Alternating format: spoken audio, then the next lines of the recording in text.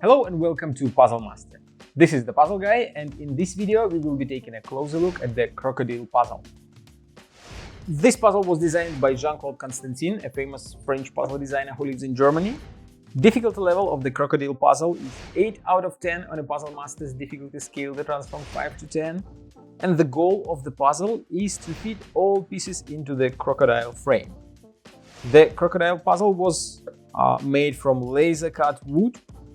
It has dark and light color parts, and you have to first remove the light color parts from the frame, which is very easy to do, and then you have to fit everything back into the frame, which will be the hardest part, since each piece has a unique shape and it will be difficult to find where to put it, since there are actually a lot of space inside the frame where you can fit each part, but you have to find a specific spot for each and every piece, which will be quite a challenge.